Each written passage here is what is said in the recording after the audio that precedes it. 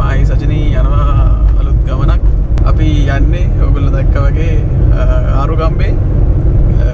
හරිම එක්සයිටඩ්. මම කවදාවත් මේ පැත්තට ගිහිල්ලා නැහැ. අපි යනවා දැන් ආරුගම්බේට. මාත් ෆස්ට් ටයිම් තමයි ආරුගම්බේ යන්නේ. මීට කලින් ගිහින් නැහැ. අපි දැන් ආරුගම්බේට අද නයිට් එකකින් නෙහි. අපි බලමු ඊට කලින් අපි තවත් පැත්තකට යන්න හිතන් ඉන්නවා. බලමු කොහොම වෙයිද කියලා.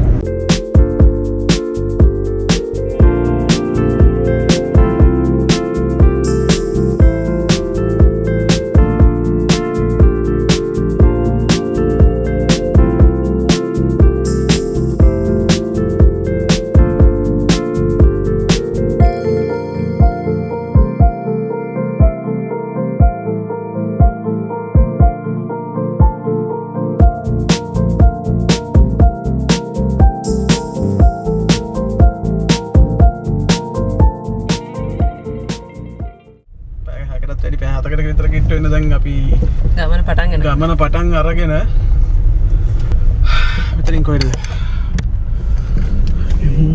පත්තිනි දේවාලය මොන ජාතික වනෝද්‍යානය. Continue on B355 for 18 kilometers.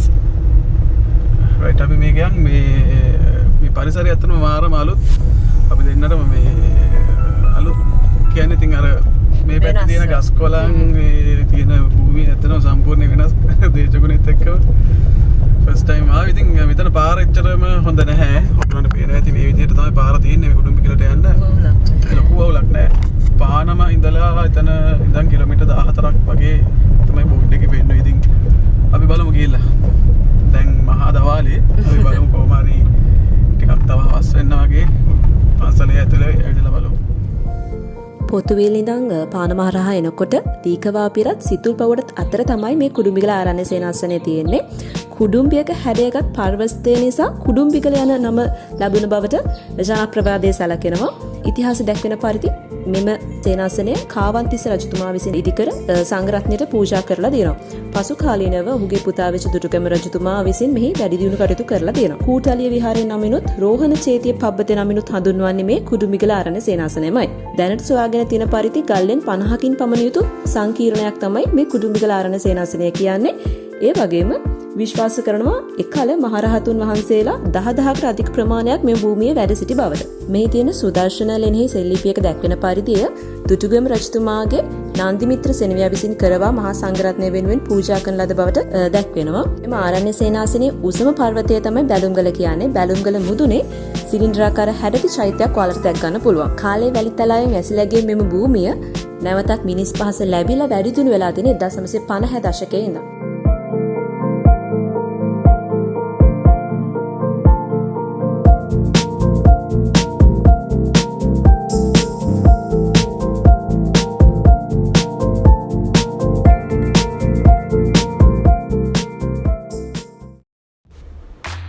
ආරුගම්බේ කිව්වම ඇත්තටම අපිට මතක් වෙන්නේ සර්ෆින්. හැබැයි මම මේ කියන්නේ නයිට් ලයිෆ් එක ගැන. ඉතින් ආරුගම්බේ නයිට් ලයිෆ් එක ගත්තාම ආරුගම්බේ සීසන් එක හොඳටම ඇක්ටිව් වෙන්නේ අප්‍රේල් ඉඳන් සැප්තැම්බර් වෙනකන්. ඉතින් අපිත් මේ ගිය සැප්තැම්බර් මාසෙ හින්දා ආරුගම්බේ නයිට් ලයිෆ් එක ෆුල් ඇක්ටිව් තියනවා දකින්න අපිට පුළුවන් වුණා. ඉතින් මේ විදිහට ආරුගම්බේ නයිට් ලයිෆ් එකේ අපි ගොඩාක් කඩවල් වලට ඇවිද්දා. මේක අපිට කියන්න ඕන විශේෂම දේ තමයි මෙහි ආරුගම්බේ තියෙන රෙස්ටෝරන්ට් වල නම් ගාන ගොඩක් වැඩි. ගොඩක් එක්ස්පෙන්සිව්. අපි මේ වගේ රෙස්ටෝරන්ට්ස් හොය ගිහිල්ලා අපිට එකම එක තැනක් හම්බ වුණා. ෆුඩ් කොම්බෝ එකක් දීපු ඔෆර් එකක්. ඉතින් මේකෙදි අපිට රුපියල් 5500ට අපි දෙන්නට පැකේජ් එකක් හම්බ වුණා. මෙන්න මේ රෙස්ටෝරන්ට් එකේ තමයි අපි පැකේජ් එක රසවින්ද. ඉතින් පැයකට විතර පස්සේ අපිට ඕඩර් එක හම්බ වුණා.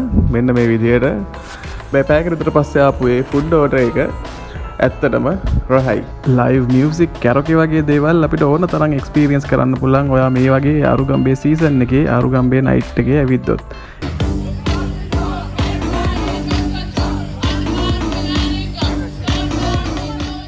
ඉතින් ඔයා ආරුගම්බේ එනවා නම් අනිවාර්යයෙන්ම මේ සීසන් එක ફોකස් කරලා එන්න. ඉතින් ඔයාට එතකොට ආරුගම්බේ තියෙන නයිට් ලයිෆ් එක හරියටම එක්ස්පීරියන්ස් කරන්න පුළුවන්.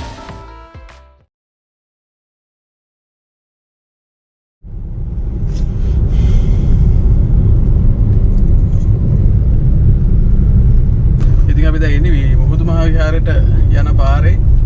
උදේ අපි මේ චෙක් අවුට් වුණා. අපි හිටපු තැනින් චෛත්‍යය පේනවා මෙතනට ලස්සනට.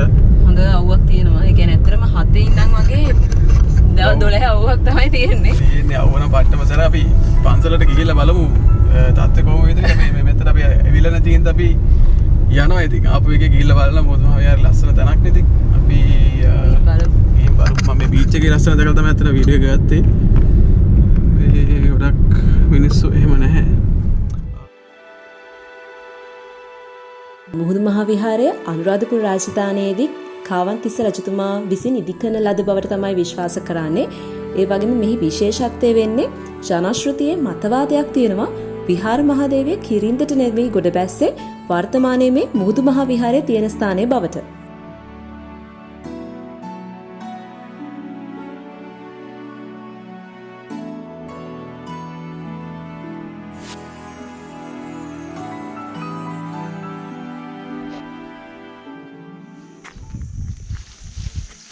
මේ මොනවාද මල්? වරාමල්. වරාමල් මේ පිච්ච මල්. නෑ වතු සුද්ද. වතු සුත්. ඊළඟට අපි ගියේ මගුල් මහා විහාරයට. ඉතින් ජනශ්‍රුතියේ සඳහන් වෙන්නේ විහාර මහදේවිය වර්තමාන මුහුදු මහා විහාරයේ තියෙන ස්ථානයට ගොඩ බැස්සට පස්සේ විහාර මහදේවියත් කාවන්තිස්ස රජතුමාත් අතර විවාහය සිදු වූ ස්ථානයේ මේ වර්තමානයේ මගුල් මහා විහාරය ඉදිකර බවට.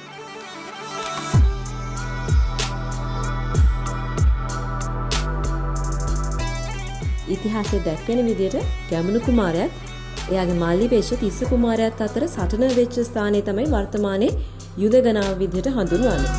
එතකොට දෙමටමල් විහාරය කියන්නේ ඒ යුද්ධෙන් තිස්ස කුමාරයා පෙරදුනාට පස්සේ තිස්ස කුමාරයා පලා ගිහිල්ලා ආරක්ෂාව පතා සැඟව සිටි විහාරය දෙමටමල් විහාරය විදිහට ඉතිහාසයේ දැක්වෙනවා.